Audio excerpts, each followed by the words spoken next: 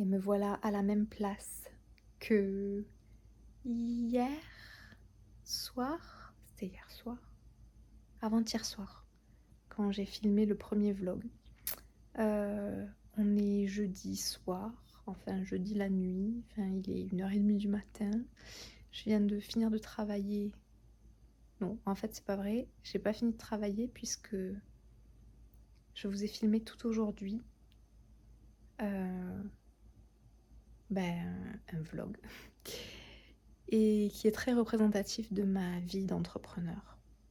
Donc je me suis dit que j'allais commencer ce vlog par la fin de la journée. Et là on va remonter le temps dans quelques secondes et vous allez voir le début de la journée. Enfin, pas le début. Il y a encore des feux d'artifice dehors, mais ils s'arrêtent jamais. Les gens font péter des feux d'artifice à longueur de nuit, l'été, au Canada, dans leur jardin. Et donc on entend des crépitements et des poufs, des pams et des pings. Donc je vous ai filmé toute ma journée du jeudi, toute la journée qui vient de passer. Et vous allez venir avec moi un petit peu en fait dans ma routine d'entrepreneur où j'aurais fait plein de choses, filmer un vlog, donc avec un unboxing au début, et puis j'ai créé des nouveautés, et puis je les ai mis en ligne, et puis qu'est-ce que j'ai fait? J'ai répondu à plein d'emails pour des concours à venir, bref, j'ai fait plein de choses, et vous allez voir ça. Est-ce que vous êtes prête? Allez, on compte jusqu'à 3. Et à 3, on remonte le temps et on revient au début de l'après-midi jusqu'à arriver à la fin de ce vlog, à ce moment-là, le soir. Ok? Allez, 3, 2, 1, go!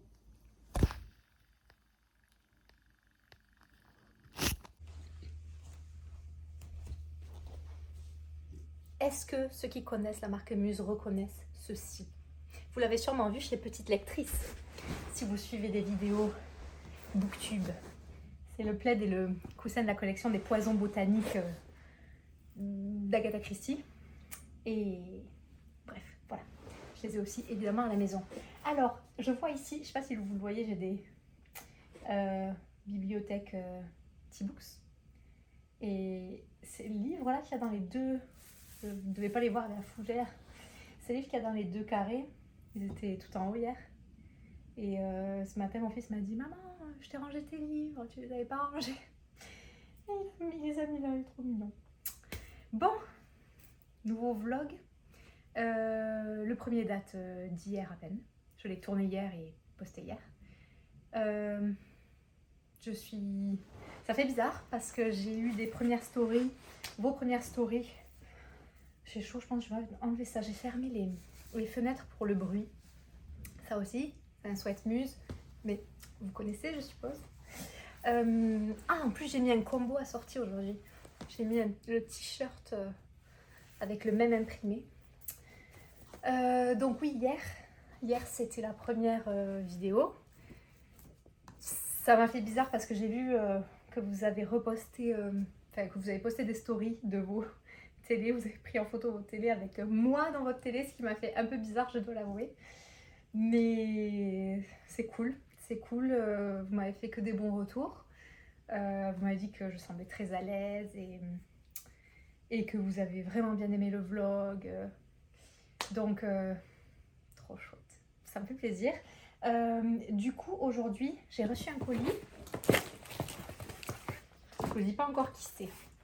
Je vais vous le dire juste après.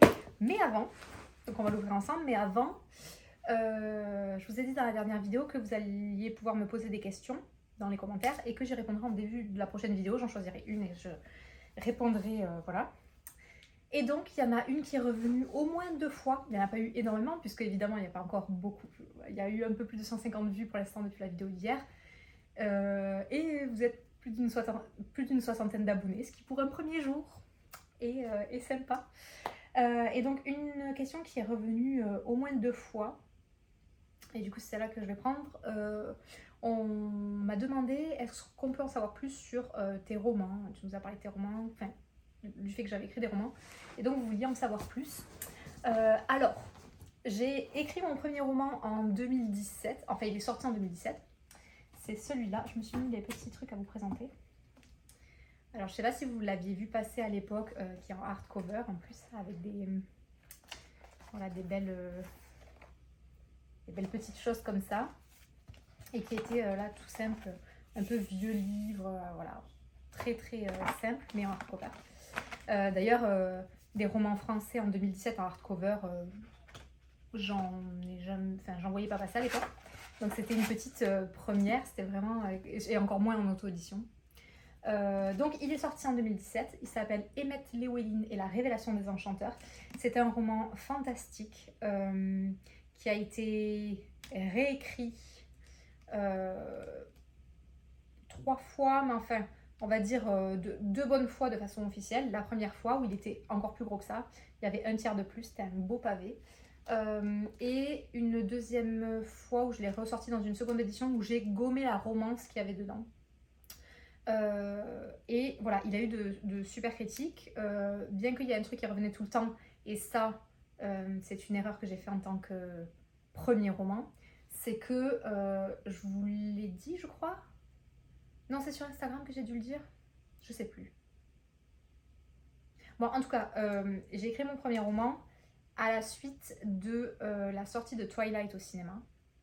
À l'époque, j'étais complètement fan. Je suis très nostalgique de cette série et c'est ce qui m'a fait écrire. Et à l'époque, non seulement je n'écrivais pas parce que c'est mon premier roman, mais je ne lisais pas non plus. C'est-à-dire que j'ai carrément dû aller ouvrir un livre ou deux dans la bibliothèque qui traînait et qui devait être là depuis ma préadolescence, pour aller voir comment se construisait un roman. Enfin, je veux dire, les chapitres, parce que c'était tellement lointain, et puis les livres à l'école, moi j'aimais pas vraiment la lecture spécialement, juste je lisais quand j'étais préado, des livres préado, mais tout ce qui était lecture imposée à l'école, que ce soit au collège ou au lycée, je ne les lisais pas. Voilà, ça me passionnait pas, en tout cas j'étais pas tombée sur des livres qui m'ont passionnée, à part un. Je vous en reparlerai peut-être un jour.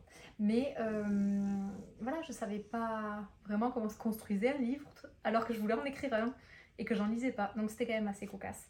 Mais voilà, je vais juste regarder si ça tourne parce que je mets mon téléphone pas en mode selfie parce que je veux que vous ayez comment on dit, je regarde, un bon rendu qualité. Oui, ça tourne. Mais en même temps, du coup, je n'ai aucun retour caméra. Et donc, s'il faut, je parle et ça ne filme pas. Donc voilà, donc c'est comme ça que je l'ai écrit au départ. Et en fait, les critiques ont été très bonnes quand même. Mais il y avait quand même un point, entre guillemets, un point noir. Il y en a qui adoraient ça, il y en a d'autres, du coup, qui détestaient, ce que je peux comprendre. C'est que on me disait, mais quand je le lis, je sens trop l'influence mélangée de Twilight et d'Harry Potter.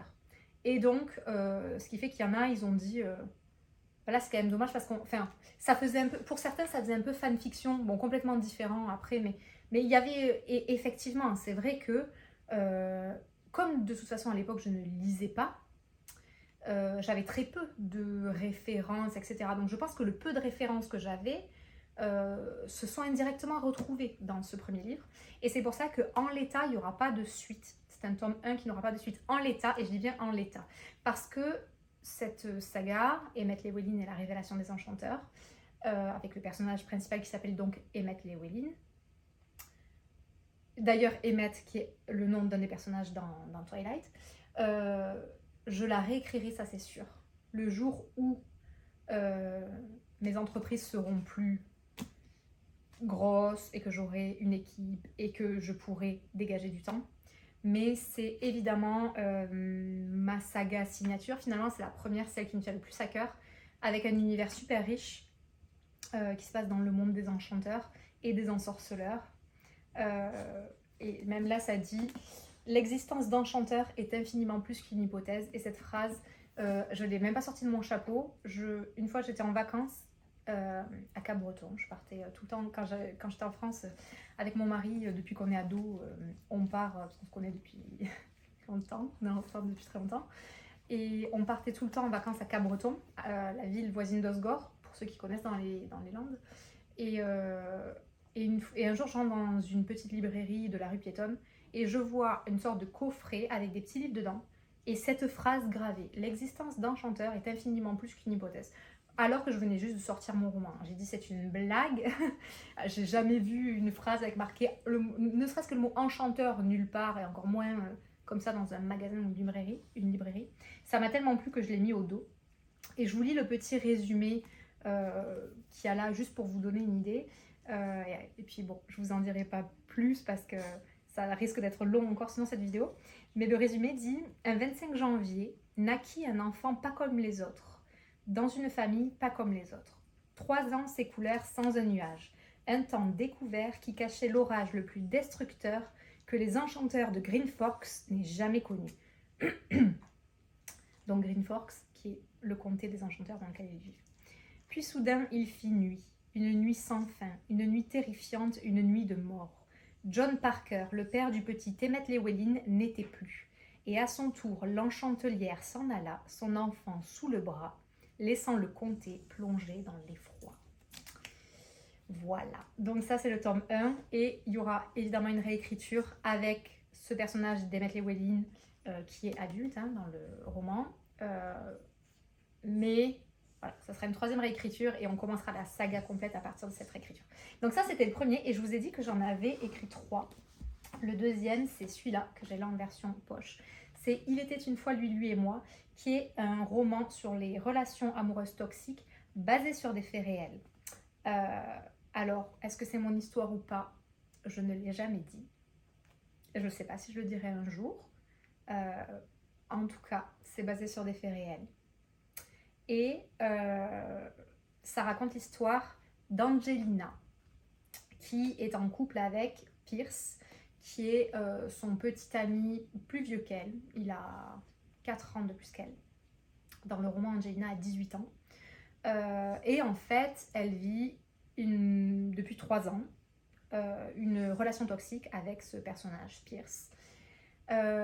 Jusqu'au jour où ce Pierce, qui d'infidélité en infidélité arrive toujours de toute façon à la récupérer et donc n'est pas très inquiet sur la suite des événements, et bien ce jour-là, Pierce va lui présenter Roule, qui est un garçon qui est devenu ami avec Pierce par des amis en commun. Sauf qu'il se trouve que ce fameux Roule est dans le lycée d'Angelina. Et que de fil en aiguille, eh bien Angelina va commencer à se rapprocher de Roule dans son lycée. Au départ, pour lui demander des informations, essayer d'aller grappiller des informations sur qu'est-ce que fait son petit ami le samedi soir quand il sort en boîte de nuit avec Roule et les autres de ses amis, puisqu'elle est interdite évidemment de venir avec lui. Voilà, les raisons invoquées sont: mais tu comprends, on est entre garçons, entre potes, donc il n'y a pas de... Alors que tous les autres potes sont célibataires, évidemment, donc Pierce ne veut pas ramener sa petite amie parce qu'elle gâcherait la fête, évidemment, elle est là, il faudrait un peu s'occuper d'elle ou la considérer. Et donc, Angelina va se rapprocher de Roule, jusqu'au moment où elle se rapprochera un peu trop de Roule, et où les choses vont déraper. Et le résumé dit: on n'est jamais trop jeune pour tomber dans le piège d'une relation amoureuse toxique. À 18 ans à peine, l'enfer portait pour moi le doux prénom de mon petit ami. Lorsque Monsieur Infidèle a rencontré Monsieur Malpoli, Roule donc, il croyait s'être fait un allié dans ses frasques les plus fourbes. Pourtant, il venait de sceller son destin. Monsieur Malpoli et moi, on allait avoir des choses à se dire. Et Monsieur Infidèle risquait fort de ne pas apprécier ce qui allait suivre. Voilà, donc c'est une romance du coup young adulte, basée sur des faits réels. Et ce qui est bien avec cette romance-là, c'est la seule romance vraiment que j'ai écrite, puisque la romance qu'il y avait dans le premier livre fantastique a été gommée, parce que c'est vraiment pas sur ça que je voulais partir. Dans celui-là, ce qui est bien, c'est qu'il y a une sorte de double lecture. J'ai eu beaucoup de... Vous les trouvez tous sur Amazon, ces romans, mais notamment sur les avis Amazon, ce qui ressort beaucoup dans celui-là, c'est que en fait, il y a vraiment une double lecture où les adolescentes le lisent, où les jeunes adolescentes et jeunes adultes le lisent et vont y chercher un petit peu ces informations, ces clés sur voilà, les relations amoureuses toxiques, comment les reconnaître et et elles vont chercher vraiment la romance au sens pur dans ce roman. Et il y a aussi les mamans qui les lisent, et souvent les mamans d'ados. Et qui disent j'ai adoré me replonger dans ces années lycée-là, la fraîcheur des personnages, etc. est vivifiante, il y a ce genre de commentaires.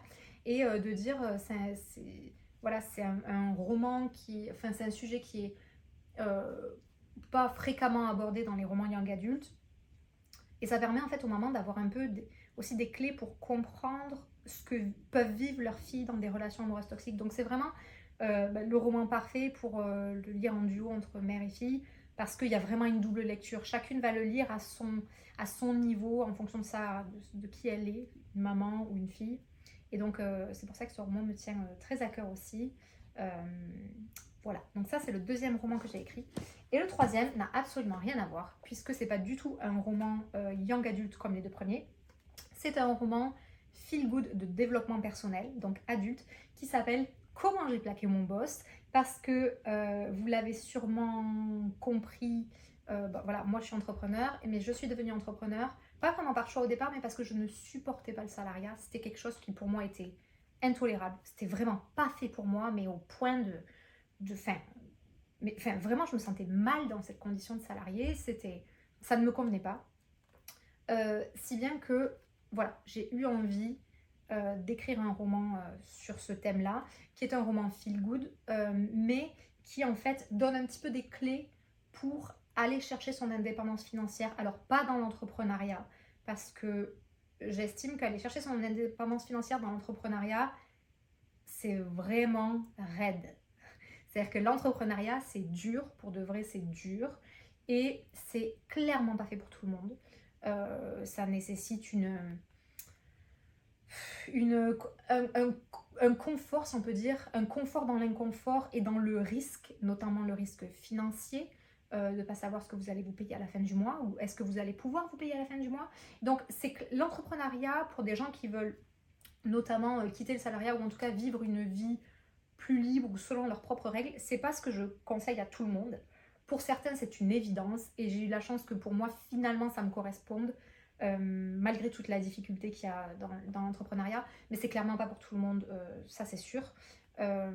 Et c'est pour ça que j'ai voulu aborder une autre forme d'indépendance financière dans ce roman-là, qui est une indépendance financière que je ne suis pas allée chercher par ce biais-là, mais que je connais bien pour l'avoir du coup beaucoup étudiée. Donc je vous dis pas ce que c'est, mais voilà. Et donc c'est un petit livre que j'avais écrit dans le cadre d'un concours. C'était le concours de qui? Je me demande si c'était pas aux éditions... Comment ça s'appelle cette maison d'édition? Bref, la maison d'édition qui publie Raphaël Giordano... Ah, je l'ai sur le bout de la langue là. Ça se finit par... Erol, je crois que c'est ça. Donc ils avaient lancé, je crois, un concours il y a peut-être 2 ans, 3 ans. Quand c'est que je l'ai écrit celui-là? 2 ans? 3 ans? 2 ans. Bref, 2-3 ans. Et il fallait écrire un roman feel good, etc. Et donc il n'est pas très long, parce que j'ai eu 2 mois pour l'écrire. Mais il méritait pas plus en fait. Il n'y avait pas besoin d'aller plus loin, d'écrire un pavé pour écrire un pavé. Et voilà. Et donc le résumé dit après 10 années de bons et loyaux services aux commandes de son job, Molly n'en peut plus. C'est plus fort qu'elle, elle rêve de liberté avec un grand L. Elle ne veut plus échanger son temps contre de l'argent et rester coincée dans ce qu'elle nomme la foire d'empoigne. Devant cette idée qu'elle semble traîner comme un boulet au pied, ses proches s'interrogent. Après avoir bâti une carrière enviable, cette ingénue veut tout plaquer pour être libre? Ne l'est-elle pas déjà? Mais qu'est-ce que c'est être libre? Vous suivrez ainsi le parcours de Molly, de croyances populaires en prise de conscience, en passant par la découverte de la puissance de l'univers, de la pensée positive, de la loi de l'attraction. Quelle vie choisira-t-elle de suivre? Et vous, quelle vie choisirez-vous? Donc la loi d'attraction notamment, et tout ce qui est un petit peu énergie et puissance de l'univers, c'est quelque chose qui me parle énormément. Donc je l'ai remis dans ce livre-là. Il y a plein de petites choses qui viennent se greffer et qui suivent une histoire. On suit l'histoire de Molly qui, grosso modo, fait une bourde. Elle décroche, son téléphone sonne, elle est ensuquée, endormie, elle décroche. Elle vide son sac parce qu'elle attendait un coup de fil de sa meilleure amie. Elle attend même pas le halo. Et il se trouve que c'était son boss au téléphone qui comptait lui proposer une promotion. Et en entendant ça, il lui dit bien ma chère Molly Casgrain, ce que vous avez récolté, c'est une rétrogradation. Merci, bonsoir. Et elle va se retrouver au sous-sol dans les archives toute seule, livrée elle-même toute la journée. Et c'est là qu'elle va commencer à réfléchir à tout ça et à un peu la mettre à l'envers à son patron. Et donc, comment j'ai plaqué mon boss, c'est son histoire à elle, avec la petite main. Vous l'avez peut-être vu dans ma vidéo d'hier, on la voit pas là. Elle est en haut, j'ai cette petite main articulée qui est la main du pantin, entre guillemets, qui est la situation dans laquelle se retrouve Molly. Elle devient pantin de son patron, qui en plus est un gros macho, enfin, à l'époque du féminisme, oui, du féminisme comme on en parle beaucoup aujourd'hui, son patron, c'est l'archétype du patriarcat bien borderline, avec des réflexions bien sympathiques. Et donc, elle devient un peu le pantin de ce patron qui se fout clairement d'elle, du coup, parce qu'il a mal pris un peu ce qu'elle a envoyé à sa tête par téléphone sans savoir que c'était lui. Et voilà, vous allez suivre son cheminement dans ce petit livre qui a eu aussi beaucoup de bons avis, de très bons avis sur Amazon. Donc, voilà pour les 3 livres que j'ai écrits. J'en écrirai pas d'autres pour l'instant, même si j'ai des idées de romans régulièrement. J'ai notamment noté des idées de 4 romans. Quand j'ai des idées, je les note avec tous les détails, etc. Et donc, je sais que je vais écrire des romans. Un jour, pendant 5 ans, je ferai que ça et je les publierai tous d'un coup. Mais voilà, pour l'instant, je range mon frein, je garde mes idées. Même si j'ai envie d'écrire, je ne le fais pas. Voilà, pour me concentrer sur mes objectifs de vie, qui sont donc l'entrepreneuriat, objectif professionnel évidemment, il n'y a pas que celui-là. Mais sans entrepreneuriat qui fonctionne au niveau où je veux qu'il fonctionne, je n'aurai jamais la liberté d'avoir le temps d'écrire des romans. Voilà, donc il y a du boulot avant. Mais tout ça, c'est des choses dont je pourrais vous reparler, puisque voilà, moi, j'ai aucun tabou avec ça, avec voilà, la liberté, l'argent, le gagner sa vie par ses propres moyens. Bref, c'est des trucs qui me passionnent. Et je pourrais vous en reparler si ça vous intéresse. Donc, en attendant, j'ouvre le colis qui vient des éditions. Ouais, là, il y a marqué l'adresse. Bon, je crois que c'est le Lombard. Ouais, je pense que c'est ça. Il y a marqué... Alors, bon, là, je suis trop contente parce que il faut que je vous explique que... Oh, je les ai fait tous glisser. Moi, je ne lisais pas le Lombard. Je ne lisais pas de BD ou de romans graphiques. Et lors d'un concours avec les éditions Marabout, concours qui est terminé au moment où vous voyez cette vidéo, mais qui s'est terminé il y a quelques jours, j'ai reçu 4 livres, notamment ces deux-là. Je vais vous en reparler juste après parce que je les ai lus.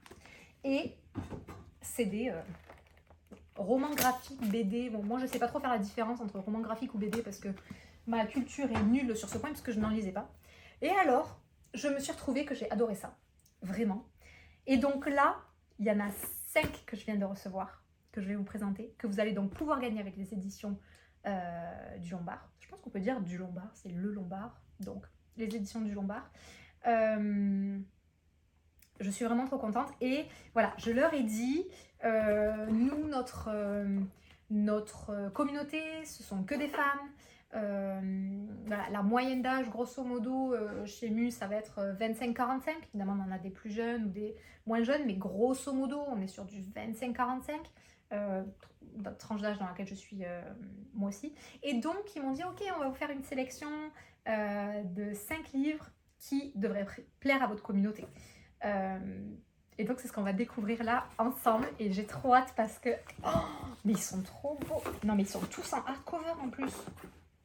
My God, c'est trop cool. Vous allez pouvoir tous les gagner. Hein.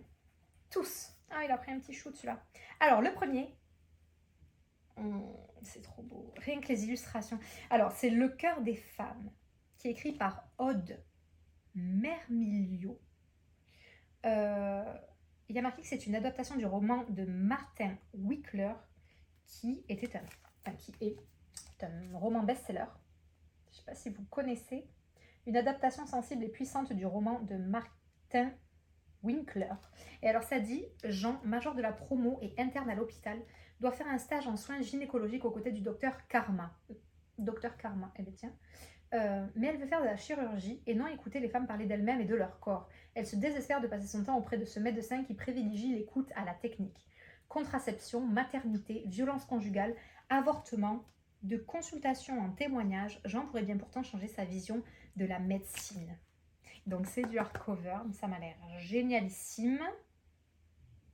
J'aime trop moi l'illustration, j'ose pas l'ouvrir, j'ai limite envie de me garder la surprise pour quand je vais le lire, mais non, faut que je vous le montre.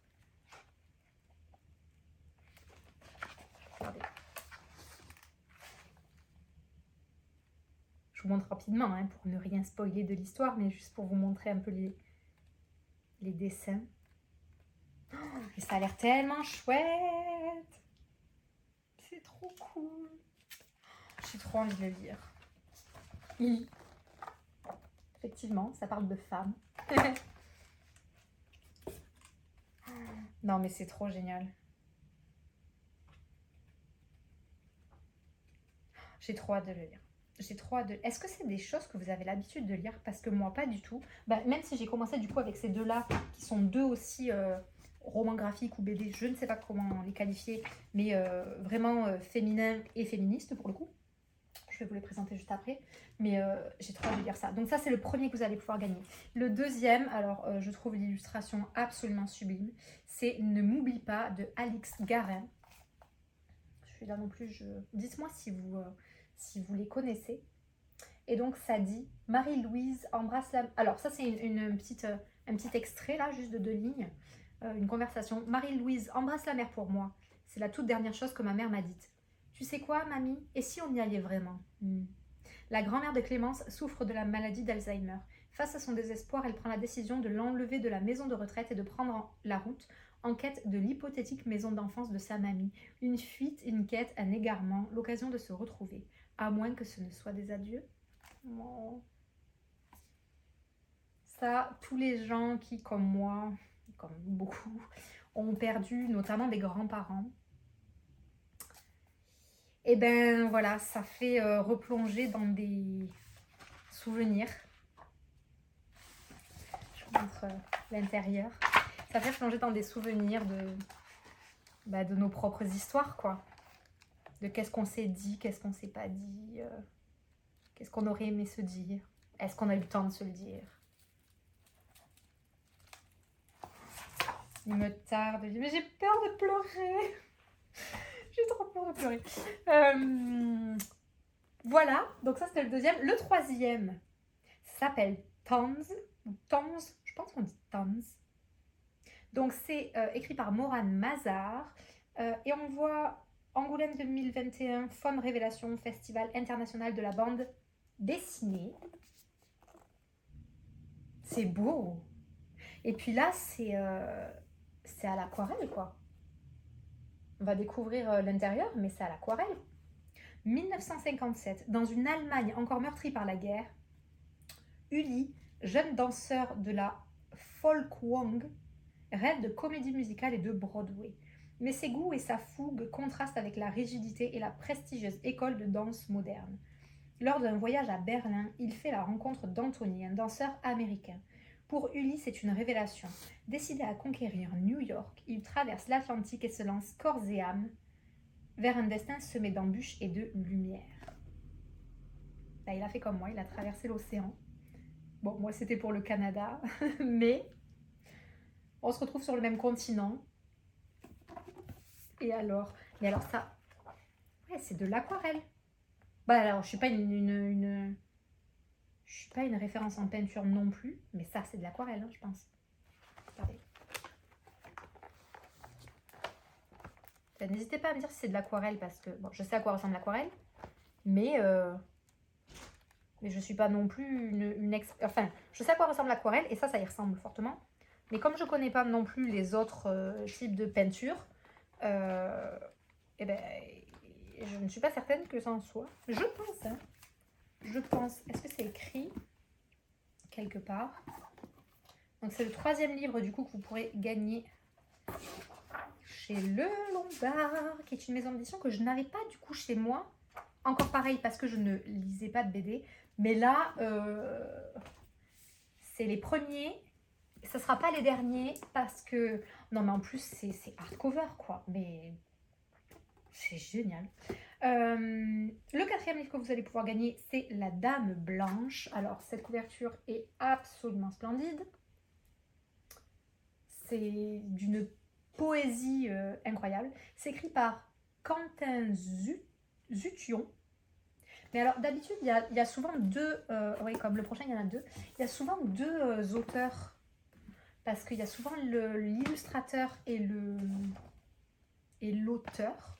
Et là, il n'y en a qu'un seul sur ce qu'on a vu jusque-là. Donc, je suppose qu'ils sont à la fois auteurs et illustrateurs des livres. Ce qui change. Ah, et celui-là, il n'a pas le même... Il est... vous savez, il a la texture vraiment comme d'une feuille de papier. Les autres ont des textures plus lisses, un peu plus brillantes là. Alors que celui-là, on sent vraiment comme une feuille de papier légèrement granuleuse. Du coup, on dirait vraiment que c'est un original qu'on a entre les mains où l'auteur aurait, enfin l'illustrateur, auteur-illustrateur, aurait carrément peint sur le livre la couverture, quoi. À nouveau, je suppose que c'est de l'aquarelle. Pour ma mini connaissance, ça y ressemble. C'est peut-être pas ça. Mais voilà. Alors, ça dit, on est les dernières personnes qu'ils vont voir avant de mourir. Infirmière à la maison de retraite, les Coquelicots. La maison de retraite, les Coquelicots. Estelle jongle entre les soins, les parties de cartes et les morts solitaires. Mais comment faire face au dernier sommeil et aux rêves inachevés? En tissant des liens forts et intimes avec ses résidents, la jeune femme pourrait perdre pied et prendre goût à une liberté dangereuse. Et là, donc je pense que c'est elle. On la voit danser avec, très certainement, une des résidentes de la maison de retraite.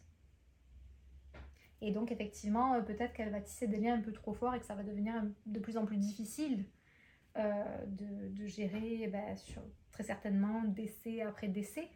Puisque quand vous passez une carrière entière dans une maison de retraite, vous êtes confronté à pas mal de personnes que vous voyez arriver puis partir. Et vous restez, vous êtes là. Donc... ça s'annonce encore une fois. J'ai peur de pleurer en le lisant. Je vais être courageuse. Et là, on a quelque chose de très monochrome dans les bleus. Ah, là, on passe sur des couleurs un petit peu, mais ça a l'air vraiment super poétique comme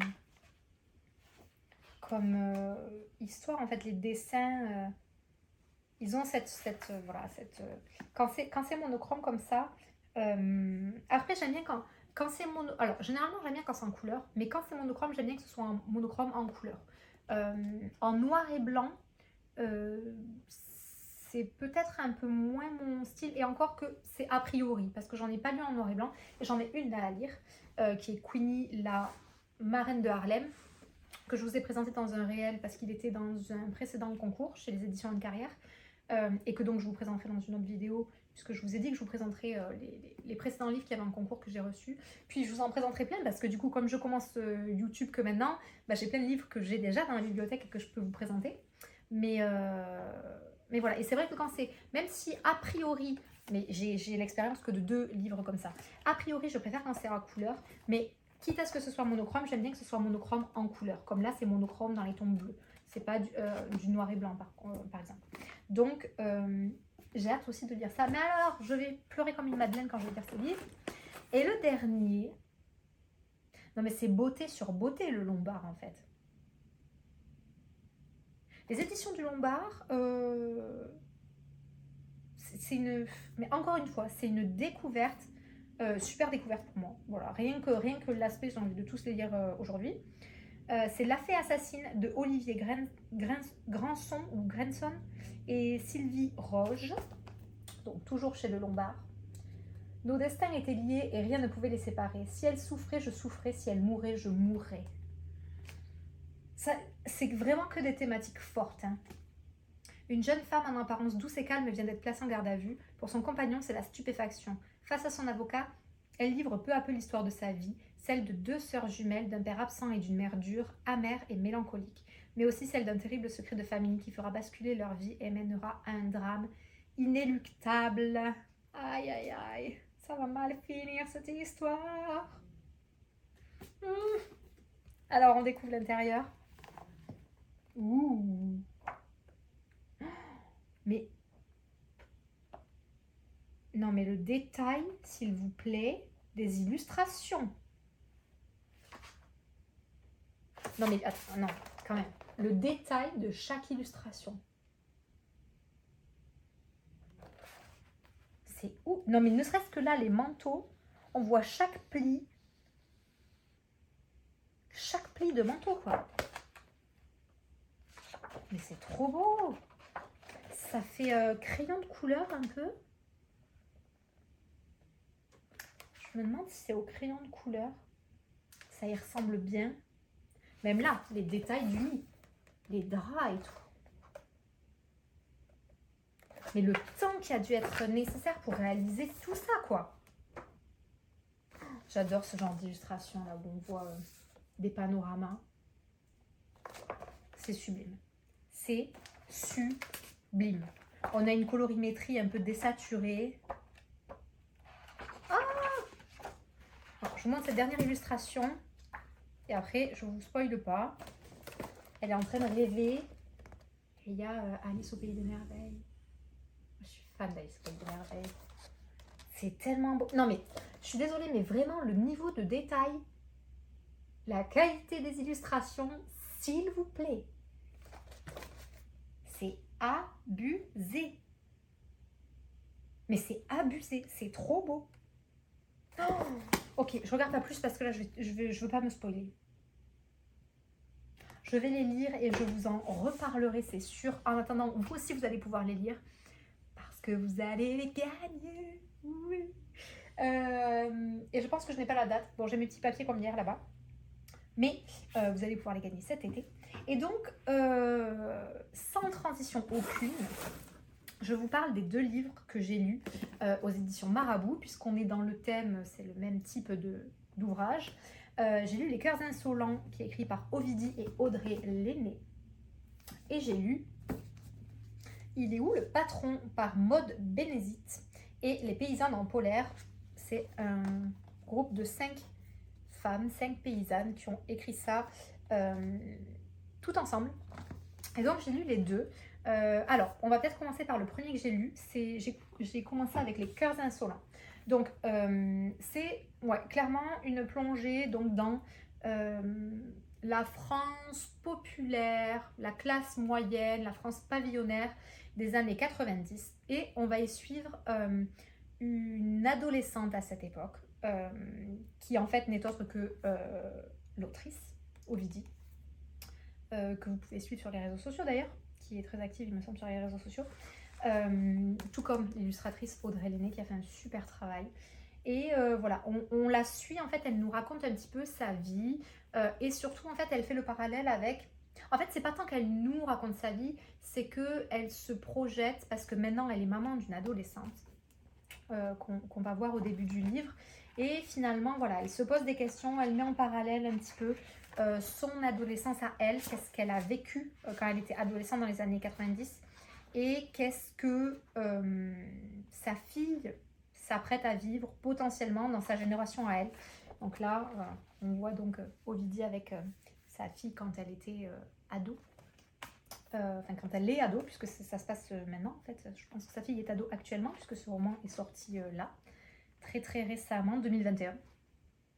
Donc, ça me parle de ça. Et en fait, ça met notamment en lumière le fait que on a l'impression, aujourd'hui, quand on y repense, que être ado dans les années 90, bah, c'était super. C'était une période un peu insouciante. Il n'y avait pas les réseaux sociaux et tout ce qui est un petit peu... tout ce qui peut dégénérer sur les réseaux sociaux aujourd'hui. Mais en même temps, c'est là qu'on se rend compte que... Alors moi, je ne l'ai pas vécu directement parce que dans les années 90, j'étais enfant, j'étais pas ado. Donc, ce que l'autrice nous raconte, ça me parle parce que j'avais notamment un cousin plus grand que moi qui était ado dans les années 90. Mais moi, et puis c'était un garçon, c'est pas pareil aussi. Mais moi, je ne l'ai pas vraiment vécu de la même façon. J'étais du coup entre deux générations. Et en fait, elle nous dit que finalement, c'était pas si innocent que ça non plus à l'époque. Là, elle part dans le résumé d'un monde souvent idéalisé et prétendument sécurisé, sans portable et sans réseaux sociaux. Mais elle dit aussi que c'était une époque où la question du consentement n'était pas autant abordée qu'aujourd'hui, et donc il y avait quand même, en tout cas dans ce qu'elle raconte, beaucoup de choses un petit peu, comment dire, voilà, sexistes,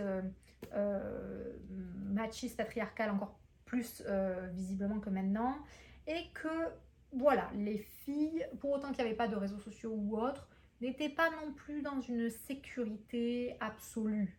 Voilà, qu'avec les garçons, c'était quand même pas toujours la joie, la façon dont les garçons pouvaient traiter les filles à cette époque. Et donc ça parle de ça. Je vous montre un petit peu l'intérieur, comment c'est fait. J'aime beaucoup. En fait, on a, quand c'est en bleu, c'est... alors, quand c'est en bleu, c'est tout ce qui est dessin bleu, là, c'est Ovidie à son époque. Donc, en fait, c'est dans les années 90. Et les dessins qui sont en jaune, orange, couleur chaude, c'est sa vie maintenant. Et donc, on passe de... on le voit du coup, on passe très souvent de Ovidie maintenant, tant que maman, qu'est-ce qu'elle dit, qu'est-ce qu'elle ressent, à des flashbacks où elle nous raconte ce qu'elle a vécu dans son adolescence. Et pas toujours que des choses, voilà, qui sont pas toujours que des bons souvenirs. Et voilà, qu'elle revit un petit peu, qu'elle réanalyse aujourd'hui qu'elle est adulte. Et elle nous le dit bien, la part des flashbacks. Ovidie revisite sa nostalgie, sans nostalgie, sa propre adolescence entre exaltation politique, premiers émois, mais aussi violence sexiste et sexuelle. Donc je le recommande beaucoup, notamment pour celles qui sont de cette génération, parce que ça va sûrement un petit peu vous faire voilà, vous questionner sur ce que vous avez vécu vous à cette époque-là, dans les années 90, mais aussi celles qui ne sont pas de cette génération comme moi, qui sont la génération juste, voilà, quelques années après, ou même les générations actuelles, parce que je pense que ça va être intéressant de voir l'écart, peut-être, de votre vie aujourd'hui, en tant qu'adolescente, ou alors si vous êtes adolescente, ou votre adolescence il y a quelques années, et l'adolescence dans les années 90, quand on est une fille. Donc j'ai trouvé ça super intéressant. Et j'ai vraiment aimé les dessins et tout. Enfin, j'ai lu ça d'une traite. Et ensuite, j'ai lu Il est où le patron, chronique de paysanne. Et j'ai beaucoup aimé aussi. Alors, on n'est pas sur les mêmes dessins. J'ai vraiment aimé aussi ces dessins-là. Ce qui est bien, c'est que moi, je suis très sensible à l'illustration. Et là, je découvre plein de types d'illustrations différentes. Donc là, on est sur du blanc avec des petites pointes de couleurs un peu pastel. J'ai beaucoup aimé. Et alors, alors celui-là parle vraiment de... donc, c'est écrit par 5 paysannes et une illustratrice. D'ailleurs, elle préfère le terme paysanne plutôt que exploitante agricole, parce qu'il y a ce fait d'exploiter, de produire, voilà, le mot exploiter dedans, qu'elles n'aiment pas trop, et notamment aussi cet aspect de productivité. Qui ne correspond pas à elles, à leur philosophie de vie, dans leur ferme à elles en tout cas. Elles ont des fermes différentes, il y en a qui élèvent des brebis, d'autres des chèvres, enfin voilà, elles ont plusieurs types d'exploitation dans la vraie vie, elles sont 5, et dans le roman, elles ont traduit en fait enfin dans le roman graphique ou la BD, elles ont traduit un petit peu ce qu'elles vivaient au quotidien à travers 3 personnages qu'elles ont voulu très différentes et vraiment non stéréotypées par rapport à des personnages plus enfin qu'on pourrait rencontrer de façon plus classique. Elles les ont voulu très différentes avec vraiment des personnalités propres. Et c'est un roman résolument féministe qui va un petit peu essayer de mettre en lumière, je dis roman mais bon vous avez compris, un livre, qui va essayer de mettre en lumière l'aspect très patriarcal, notamment du milieu agricole, milieu dans lequel elles gravitent. Et voilà, elles vont nous montrer beaucoup de situations sexistes qu'elles ont vécues. Typiquement, il y en a une qui va... c'est pour ça que ça s'appelle Il est où le patron, c'est qu'en fait, on va les voir, que ce soit sur les marchés, quand elles vont vendre leur production, ou même directement à la ferme, des voisins autres voilà, paysans, fermiers, exploitants agricoles, ce que vous voulez, qui viennent les voir parce qu'ils ont quelque chose à demander. Et en fait, quand ils tombent sur une des 3 femmes, ils demandent toujours, il est où le patron? En fait, ils veulent parler au mari, ils veulent parler à... Et ça les gonfle, quoi, parce qu'elles disent, mais c'est ma ferme à 50% autant que mon mari, ou c'est ma ferme. Et voilà, donc il y a vraiment quelque chose qui les dérange là-dedans. À l'évidence, et on peut le comprendre. Et donc voilà, ça montre un petit peu tout ça et un petit peu à quel point, même aujourd'hui, ben, la perception de la femme, et encore plus dans des métiers dits d'hommes, est compliquée, notamment de la part des hommes, qui leur parlent d'une façon qui n'est pas appropriée, mais aussi de la part de femmes femmes venant d'une autre génération, et notamment on a une des mères des personnages, d'une des personnages, qui voilà, est beaucoup plus qui est beaucoup plus douce entre guillemets, c'est-à-dire qui pour elle bah, ça va pas la choquer parce que quelque chose que son mari va lui dire, va lui faire une blague sur oh mais toi t'es une fille, ou qui va l'applaudir parce qu'elle a réussi à déboucher une bouteille de vin, ben la maman va dire mais non, mais tu connais ton père, c'est pas méchant, il te dit ça, c'est pour rigoler, alors que le personnage, elle, va vraiment mal le prendre parce que pour elle, c'est une accumulation à nouveau d'une petite blague et d'une petite blague et d'une remarque, et voilà, de choses qui font que mince quoi, je suis, en gros, elles disent mais je suis une fille. Et alors, arrêtez de me traiter différemment, voilà.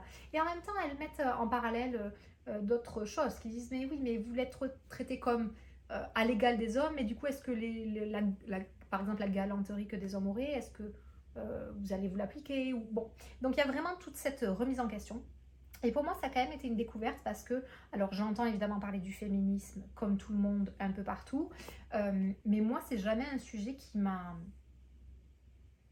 je pense, dans lequel je me suis sentie concernée parce que pas, il n'y a pas de situation qui m'ont heurtée, hormis, et ça, mais ça c'est le quotidien de tout le monde, hormis le fait qu'en France, je ne me sentais absolument plus en sécurité dans la rue, notamment à cause des hommes qui m'interpellaient, me sifflaient, m'insultaient si je ne répondais pas, etc. Et qui est la raison numéro un pour laquelle j'ai dû quitter mon pays, parce que je ne le supportais plus. Donc, il y a vraiment, pour moi, il y a un peu 2 parties du féminisme. En fait, pour moi, parce que je le découvre vraiment, il y a cette partie-là qui, moi, m'a été intolérable et a fait que j'ai dû quitter mon pays en me disant je ne peux pas continuer comme ça, ce n'est pas possible. Et il y a l'autre partie où il y a, qui est plus insidieuse peut-être, où il y a vraiment les petites blagues, les petites piques que accumulées deviennent insupportables pour les femmes. Et c'est cette partie, moi, que j'ai moins vécue, en fait, parce que j'avais pas vraiment ça dans mon entourage, ni dans mes amis quand j'étais à l'école ou autre. Et donc, je l'ai jamais vécu comme ça. Donc, c'est une partie que je découvre un peu. Et notamment avec les affaires MeToo, notamment avec voilà, les harcèlements au travail. Moi, c'est des trucs que j'ai pas vécu et que presque j'imaginais pas vraiment. Et donc, c'est une partie du féminisme qui m'est plus inconnue. Moi, c'est vraiment plus, c'est même plus du féminisme en fait. La raison pour laquelle j'ai quitté la France, oui, ça concernait les femmes, des hommes qui étaient insupportables dans la rue, mais pour moi, c'était même pas une affaire de féminisme, c'était une affaire d'éducation. Les gars étaient juste. Voilà, je vais même pas mettre plus de mots là-dessus parce que sinon je vais pas être très polie. Mais donc je le découvre et il y a quand même quelque chose qui m'interpelle. Ou je sais pas si je suis d'accord, mais ça c'est vraiment une question, je pense, de caractère. C'est que le féminisme d'aujourd'hui, enfin en fait pas que d'aujourd'hui, parce que ça a été pareil avec le droit de vote des femmes, etc. C'est vraiment, je découvre que c'est une lutte. Une lutte, et d'ailleurs le personnage dans le roman, je crois que c'est cette personnage-ci qui dit à celle-ci, bah, vient un petit peu rejoindre notre lutte féministe, et par exemple ce mot de lutte la heurte, il me semble, de souvenir, en disant je sais pas si j'ai envie de lutter en fait. Et moi je vois que dans mon caractère je ne suis pas vraiment comme ça, c'est à dire que en France quand j'ai rencontré ce problème avec ben, vraiment le comportement des hommes envers moi et envers les femmes dans la rue et l'insécurité des femmes dans la rue, j'ai pas essayé de lutter avec ça parce que je me sentais tellement impuissante que je me suis dit je ne vais pas subir ça toute ma vie en essayant de lutter, en me mettant peut-être en danger. Donc ma réaction ça a été de partir pour un pays où ça n'existe pas. Et je vous le confirme, au Canada, je me promène dans la rue, je n'ai pas de problème. Ici, ça fait 4 ans que je vis ici. Ça répond à une des questions d'ailleurs que j'ai eues dans les commentaires de la vidéo précédente. Ça fait 4 ans que je vis au Canada. Je n'ai jamais, et je dis bien jamais, été embêtée dans la rue, ni interpellée, ni sifflée, ni « Oh mademoiselle », ni « T'as pas un numéro de téléphone », rien. Mais quand je vous dis rien, c'est rien. Et pour vous donner une anecdote, le premier jour où je suis arrivée au Canada, on est descendu de l'avion, on a atterri à Montréal et on a fait le trajet jusqu'à Québec où je vis aujourd'hui. Parce qu'on l'a fait en voiture, parce que je ne voulais pas que ma chienne change d'avion. J'avais peur qu'il me la perde dans un avion, donc déjà que j'étais stressée qu'elle prenne l'avion. Bon. Et en fait, on s'est arrêté au McDo, qui était un peu le premier signe familier qu'on voyait sur la route. On s'est arrêté pour manger. Et je me rappelle très bien, on était au drive. Je suis désolée, j'ai la voix éraillée. Et derrière le drive, il y avait la vitre où des gens étaient en train de manger. Et en l'occurrence, il y avait un groupe d'adolescentes. Et elles ont vu mon mari par la fenêtre à la voiture. Et elles ont commencé un petit peu à l'appeler « Hey, nanani, nanana ». Et en fait, j'ai trouvé ça. Je me suis dit, mais c'est fou l'innocence que ces filles ont ici. Elles sont respectées de manière générale par les hommes. Ça ne vient pas trop à l'idée aux hommes ici d'aller aborder ou d'aller... Voilà, c'est presque plutôt, comme on voyait là, le contraire. Et je me suis dit, en France, je pense que jamais une jeune fille qui vit en France actuellement n'aurait l'idée d'aller aguicher un jeune homme, dans une voiture, même si c'était pour jouer, on voyait que c'était pour taquiner, ah, je te dragouille, et puis elles étaient beaucoup plus jeunes, et bon. Mais elles avaient cette innocence de ne pas se sentir en danger de le faire. Moi, en France, c'est même pas que je m'amusais pas à ça, c'est que je ne regardais même pas les hommes, et encore moins les hommes plus âgés que moi dans la rue, parce que j'avais peur de me mettre dans une situation improbable. Déjà qu'ils me mettaient dans des situations improbables, et vous avez dû le connaître, alors que je n'avais rien demandé, strictement rien demandé, je voulais juste passer mon chemin. Voilà, j'ai trouvé ça incroyable, cette différence de culture entre deux pays. Voilà, c'était un petit peu mon ressenti là-dessus, où moi, la lutte féministe, je me dis heureusement qu'il y a des femmes qui ont le courage de le faire. Mais moi, est-ce que j'aurais le courage et le non-égoïsme de le faire? Franchement, si je suis honnête, je crois pas. La preuve, j'ai pas essayé de vaincre ça dans mon pays, je l'ai quitté parce que ça me faisait peur. Donc, voilà, en tout cas, ça éveille ce genre de conscience, ce genre de livre. Et donc, j'ai trouvé ça très très cool. Voilà pour ce que j'avais à vous présenter maintenant. Il est quelle heure? 15h. Il me reste encore beaucoup de choses à faire. Je pense que je vais peut-être essayer de vous montrer ça dans ce vlog. Il va me rester j'ai pas mal de commandes à traiter des 2 derniers jours. Bref, je vous passerai les détails. Mais synchroniser des trucs chez le logisticien qui ont été commandés, etc. Normalement, ça se fait automatiquement. Mais comme je sors beaucoup de nouveautés et que ça prend du temps de synchroniser toutes mes nouveautés sur mon site avec le logisticien, avec ce qu'il doit faire là-bas, je le fais plus. Je le fais plus automatiquement. Pour beaucoup d'articles, ça se fait plus automatiquement. Donc quand j'ai des commandes, je les synchronise à ce moment-là, au fur et à mesure, en me disant s'il y a des articles qui se vendent moins, je vais pas perdre du temps à les synchroniser pour rien, parce que j'en ai d'autres. Voilà, mon temps serait mieux employé à faire autre chose. Donc j'ai ça que je dois faire, traiter les commandes. J'ai des nouveautés à faire, parce que je sors des nouveautés donc plusieurs fois par semaine. J'étais sur deux tous les jours, mais j'ai moins le temps, j'arrive moins à le faire.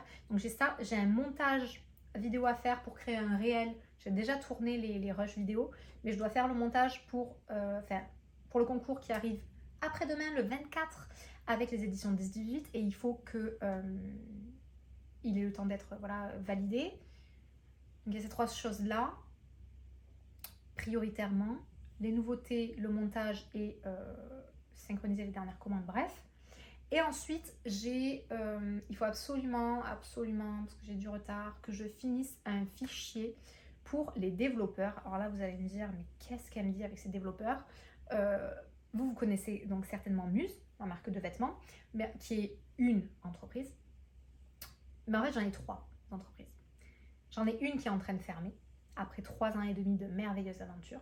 Je vous en reparlerai si ça vous intéresse. J'en ai une qui est en cours, c'est Muse, qui roule, qui est là. Et j'en ai une qui est en lancement et qui n'a rien à voir ce coup-ci avec les livres, contrairement aux 2 premières, et qui est une application. Je suis en train de développer, en fait, pas moi, mais je suis en train de faire développer une application par 2 devs. Et ils m'ont demandé de leur rendre un fichier qui vont se servir pour faire les tests. Bref, je vous passe les détails qui sont du charabia pour le commun des mortels. Mais en gros, je dois finir de leur faire ce fichier et j'ai un peu de retard. Et alors pendant ce temps, ils continuent à développer d'autres trucs de l'application, mais c'est quand même un fichier important dont ils ont besoin pour passer à la suite de l'application. En fait, ça va servir à tester un petit peu toute la navigation. Typiquement, je suis sur cette page, je veux faire ça, si je clique là, qu'est-ce qui se passe? Et ils ont déjà évidemment toutes les maquettes visuelles qui disent il y a cette page, puis il y a cette page, puis il y a cette page. Mais c'est quand même plus sûr d'avoir un fichier où en fait on va simuler ces maquettes-là qui sont du visuel. On va les simuler, moi je les simule en textuel, vraiment en phrase en français. Je leur dis bouton, bon il y a une nomenclature particulière, mais je vous passe les détails. En gros, on leur dit je suis à cette page, je veux faire ça. Je clique là, je vais là, admettons. Et une fois que je leur rends ce fichier, on se fait une réunion tous les 3, puisqu'ils sont 2 devs, 2. Et on se fait une réunion, s'ils ont des questions, ils vont me dire, là, ça je comprends pas, ou ah, là t'as oublié tel truc, ou est-ce que ce truc-là, c'est comme ça que tu le voyais? Et en fait, une fois que je leur confirme vraiment absolument, écran par écran, tout le schéma de façon sûre et certaine, eux après, ils vont les traduire, un peu comme un traducteur traduirait du français vers l'anglais, eux, ils vont les traduire mes phrases en français en code. Et en fait, ce fichier-là va leur servir à faire des tests qui va les aider déjà à voir si toute la navigation fonctionne partout, si tout le fonctionnement de l'app est logique dans son schéma de navigation, mais ça va aussi et surtout aider plus tard quand il y aura des mises à jour. Souvent en dev, quand on fait une mise à jour d'un truc, en fait, si ce truc était relié à autre chose et qu'on ne l'a pas bien assimilé, en fait, changer un petit truc qui pourrait paraître un détail, ça peut faire bugger plein d'autres choses derrière. Et faire ce fichier, ça permet en fait de en permanence tester chaque fonctionnalité, tester chaque parcours. Et s'il y a un bug dans l'application, de repérer facilement à quel endroit de l'app est le bug. Parce que quand il y a un bug en dev que vous ne savez pas d'où il vient, vous pouvez littéralement passer des jours à chercher une virgule manquante ou une virgule en trop dans un document de 3500 lignes de code. Voilà. Donc, c'est ce que je dois faire aujourd'hui. J'espère que je vais pouvoir le terminer parce que c'est important et je veux vraiment que cette application avance. Avec un peu de chance, elle sortira en septembre. Et ce n'est pas une application sur les livres, c'est une application générale que toute marque d'un côté et tout consommateur de l'autre serait à même d'utiliser. Je ne vous en dis pas plus, mais vous serez amené on sera amené à s'en reparler. Potentiellement, je vous montrerai un petit peu à quoi ça ressemble sur l'ordi, un petit peu le fichier dont je vous parle, etc. Mais voilà ce que j'ai à faire pour cet après-midi. Sachant qu'il est 3h, donc il ne me reste pas beaucoup de temps. Mais on va essayer d'en faire le plus possible. Voilà. J'essaierai de vous montrer ça. Et puis, c'est tout pour aujourd'hui. Enfin non, c'est pas tout pour aujourd'hui. C'est tout pour tout de suite. Allez, go! Voici donc à quoi ça ressemble. Je vous l'ai dit que j'allais vous le montrer. C'est le fichier donc pour tester les choses. Et vous voyez la nomenclature dont je vous parlais? C'est ça. Donc on va essayer de faire une petite mise au point. Et en fait, la nomenclature, c'est ça. Feature, nom de la page, scénario, je teste quoi sur le parcours utilisateur, given, similaire à if, bon, ça c'est en code, état de fait, constat de départ, then, when, and, but. Et en dessous, il y a un exemple. Given one thing, and another thing, and yet another thing, and when I open my eyes, then I should see something, but I shouldn't see something else.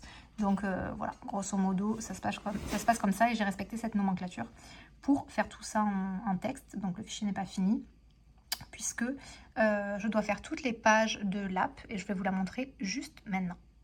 Et donc voici toutes les pages de l'app dont je dois faire la navigation, même si là elles sont organisées en fonction d'un schéma logique. Voilà, on se base sur ça. Donc, je ne vais pas zoomer trop parce que quand même on va garder un peu de confidentialité. Mais voilà, grosso modo ça se présente comme ça. Et j'espère que je pourrai vous en parler plus en détail bientôt, en espérant qu'elle puisse être sortie pour septembre. Je voulais aussi vous reparler du château des Trompe-l'œil que je vous ai présenté dans le vlog d'hier.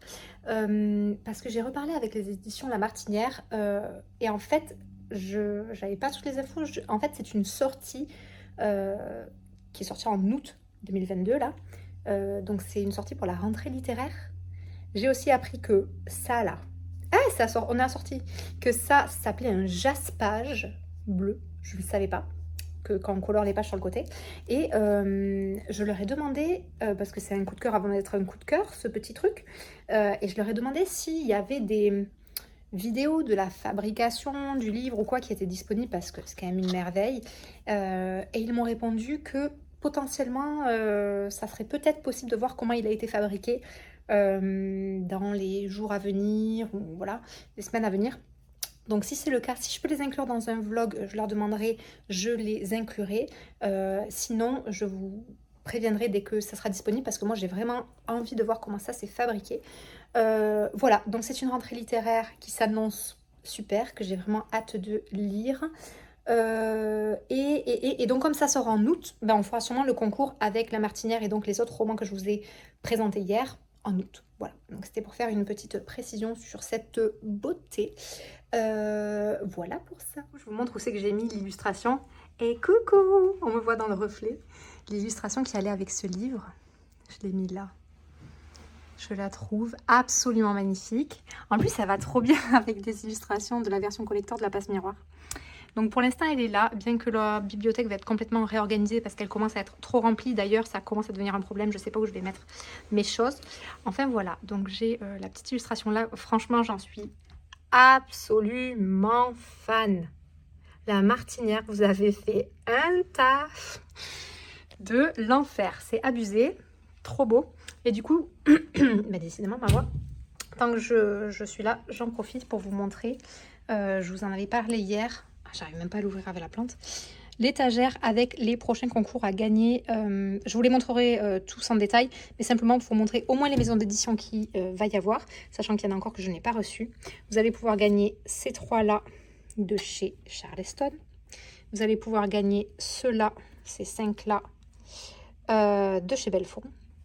Vous allez pouvoir, alors là je les ai tous en double, mais vous allez pouvoir gagner chez Les Escales. Je vous montre les couvertures parce que franchement, ça et ça, donc les tomes 1 et tome 2 de l'immeuble de la rue Cavendish, mais aussi ça et ça. Est-ce que les couvertures, on en parle, s'il vous plaît? Donc ça, c'est chez Les Escales, avec deux autres livres là. Oh là là. Alors, je vais essayer de les attraper comme ça. Hop, on va pousser. On va pousser ça. Ça, c'est chez l'Archipel Poche, mais il n'y a pas que cela, donc je vais vous montrer. Là, on va rester chez Les Escales. Vous allez pouvoir gagner été après été. Et aussi celui-là. À nouveau, je vous fais juste un aperçu super rapide. On va remettre les copains là. En attendant, je ne sais pas si je vais y arriver à une main. Oh là là. Ok. Eh ben. Ensuite, donc chez l'Archipel, on va en avoir 3 poches là. Je vous montre pas tous les détails, hein, sinon après j'ai plus rien à vous montrer. Et 3 là-bas. On va essayer 1, 2, 3, sans casser les feuilles. Ouh, à travers la vitre. Donc là, l'Archipel. Puis il y a des XO ici, 3 XO, ainsi que leur collection Cléa, que j'aime beaucoup parce que j'aime apprendre de plus en plus moi sur l'histoire. Avant ça ne me passionnait pas du tout. Et maintenant, non mais non seulement j'ai des livres comme ça, mais j'ai carrément des collections collector, vous le voyez là, Louis XIV. Donc on est dans un délire, voilà la beauté. Avant j'aurais jamais lu ça. Donc c'est chez Perrin. C'est une beauté sans nom. Mais il va falloir vraiment que je réorganise parce que j'ai ça à côté de Histoire de guerre, à côté de La Passe Miroir, à côté d'un VO sur la construction d'Amazon, à côté d'un autre VO sur une sorte de feel good, et à côté de Sapiens, une brève histoire d'humanité, aussi dans sa version collector. Donc là, on manque de... Disons que ça faisait joli en termes de livres, là, les uns à côté des autres, mais on manque de cohérence, n'est-ce pas? Et en haut, il y a les hardcovers en VO, en VF. Enfin voilà, donc du coup, maintenant que je reçois de plus en plus de choses, tout commence à se remplir. Ces petites étagères de chez T-Books sont aussi quasiment pleines. Et donc, là j'ai mes marque-pages. Je commence à en avoir quelques-uns. Là, je commence à avoir des marque-pages offerts par ma maman, offerts par ma belle-mère. Et j'en ai d'autres que j'ai fait maison. Alors ça, je vous le recommande. C'est des origamis. Et ça tient trop bien. Vous le mettez à l'angle d'un livre. Ces petits origamis que j'ai fait avec du papier super beau que m'a offert ma maman. Et ça, vous le coincez après au coin de la page de votre livre. Et vous pouvez mettre le livre à l'envers, à un endroit, machin. Ça tient trop bien. C'est gratuit puisque vous les faites avec du papier que vous avez à la maison. Même si là, c'est du... Est-ce que je peux faire du très beau papier? Hop, est-ce qu'on va voir? Voilà. Mais en tout cas, c'est une petite astuce. Vous trouvez ça sur YouTube, des tutos. Et ça marche trop bien. Et là, vous voyez derrière la petite image que je vous ai dit hier, qui va être dans les colimuses, qui se cache par là, à côté de ma collection de Jules Verne. Bref, voilà, c'était un petit aperçu de la bibliothèque. Et c'est tout pour ça. Bien, et donc maintenant que vous avez vu tout ça, je vais me mettre à faire tout ce que je vous ai dit que j'avais à faire. Et aussi répondre aux mails du jour des éditeurs pour l'organisation des concours, puisque tous les jours, du coup, je reçois et je réponds. Je discute du coup avec les éditeurs tous les jours, avec à chaque fois un jour de décalage, puisque vu que moi, on a le décalage horaire ici, un jour sur deux, du coup, on se répond. Et puis, je vais essayer de finir la journée avec les nouveautés du jour, que je vais essayer de vous les montrer pour terminer ce vlog. Une fois qu'elles seront en ligne sur le site, je ne sais pas encore lesquelles je vais faire. J'ai une liste d'idées de nouveautés que je me garde. À chaque fois que j'ai une idée, je me la note. Mais voilà, donc je ne sais pas encore lesquelles je vais faire. Et voilà, je vous montre ça quand c'est fini. Et ça signera, je pense, la fin de ce vlog. À toutes. Bien, donc je crois que j'ai dit une petite bêtise tout à l'heure parce que le concours avec 10-18, c'est demain en fait. C'est pas dans 2 jours, je crois que c'était dans 2 jours. Vous allez pouvoir gagner ces 4 livres.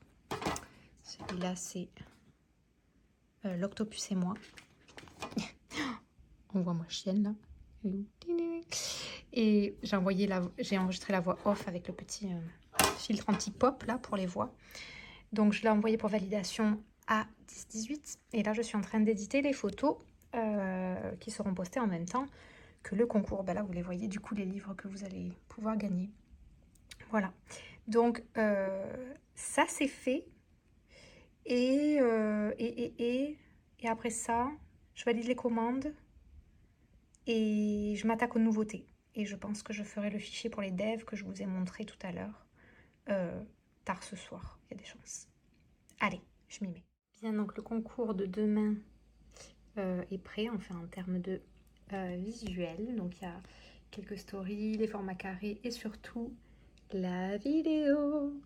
Donc voilà, c'est pas allé trop... Enfin, ça a été rapide, ça allait vite. On voit que je commence à prendre l'habitude. Mais c'est prêt, je me mets aux nouveautés. Je vais essayer de vous montrer ça un petit peu pendant que je les crée.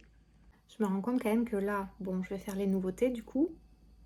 Mais j'ai encore à valider toutes les commandes des 2-3 derniers jours. En fait, depuis les nouveautés Stranger Things, parce que j'ai pas eu le temps de le faire avant. Et je dois encore donc valider toutes les commandes, faire les nouveautés, répondre à tous les mails des éditeurs et faire le fichier pour les devs. Et je sens qu'encore une fois, je vais pas avoir le temps de faire le fichier pour le dev parce que je risque d'être crevée et qu'il va être tard. Bon, en même temps, Bon, j'ai quand même tourné un vlog tout à l'heure de presque 1 heure avec vous. Bah, la séquence que vous avez vue tout à l'heure quand je vous ai présenté les livres. En fait, je sais pas si les journées sont trop courtes ou si j'en mets trop dans une journée. Mais en même temps, comme je suis toute seule à faire tourner Muse, sauf le service client, il y a Marine au service client. Mais comme je suis toute seule à faire tourner Muse, plus les 2 autres boîtes à gérer, bah encore c'est light parce que ma précédente boîte ferme, donc il faut gérer la fermeture. Et la prochaine boîte est en développement, mais c'est heureusement pas moi qui développe l'app. Donc c'est light de ces 2 côtés-là, mais je dois quand même les gérer en plus. Et Muse, c'est quand même un gros bébé, un gros morceau pour lancer tout ça.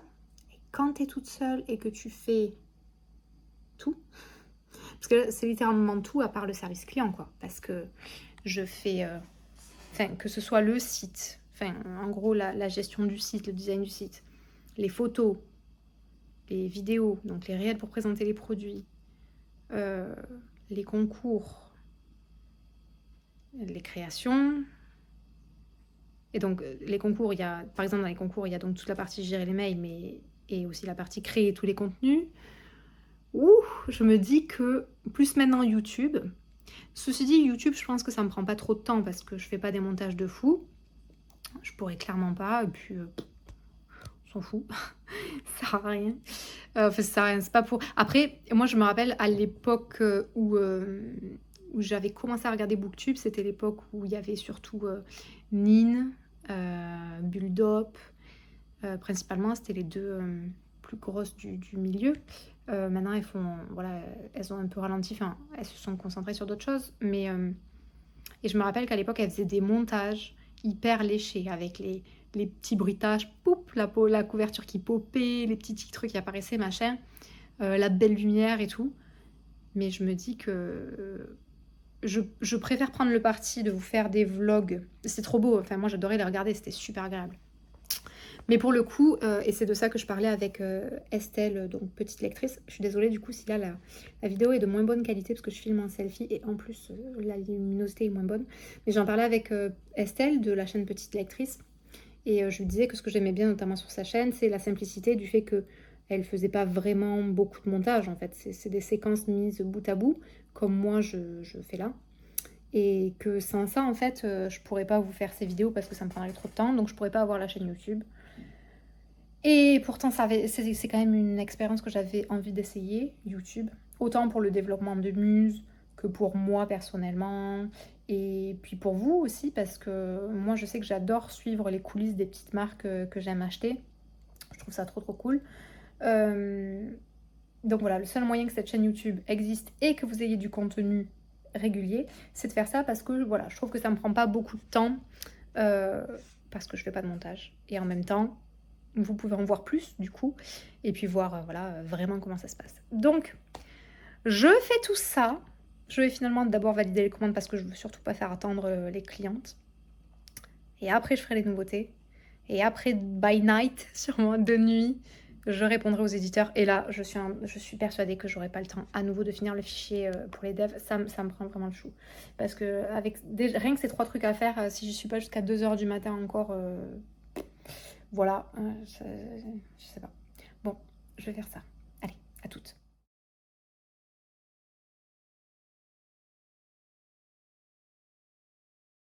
Bon, il est 1h30 du matin, mais ça y est, les nouveautés sont créées et sont en ligne. Je vous les montre, du coup je vous montre un aperçu. J'ai fait un t-shirt Cozy Mystery is my dada. Donc comme quand on dit c'est mon dada, quoi. Mon dada, c'est-à-dire c'est mon truc, c'est ce que j'aime. Et j'ai fait le tote bag assorti. Donc assez classique. Puis, désolé ma chaise queen, j'ai fait la version brodée Marple Poirot Holmes. Vous les connaissez ces t-shirts, hein, avec 3 mots brodés en rouge. Donc là j'ai fait la version Cozy Mystery. Donc ça c'est pour les 3 Cozy Mystery un peu sobres, on va dire. Et ensuite j'en ai fait des versions, 3 produits illustrés, donc un peu moins sobres. Et là on voit par exemple, parce que ça va faire la mise au point, on voit Poirot, Marple et Holmes. Avec le tote bag aussi. Et le t-shirt qui est disponible en plusieurs coloris. Vous me direz en commentaire ce que vous en pensez. J'aimerais bien savoir si ça vous plaît. Voilà, là on le voit mieux. J'aime trop la tête qu'ils ont. Et bien sûr, comme d'habitude, vous pouvez choisir en coton ou en coton bio et en différentes coloris. Donc on a le gris chiné, on a, c'est flou là encore, hop, pardon, on a le gris anthracite, on a le bleu marine, bon c'est la nuit on voit pas grand chose là, mais et le noir. Et on les voit porter, on voit les aperçus avec les marquettes. Hop, allez le flou. Voilà, donc écoutez, j'espère que ça vous plaît. En tout cas, moi je trouve ça fun. Et du coup, si je regarde ma petite to-do du soir, on va aller se mettre à la lumière parce qu'on n'y voit rien.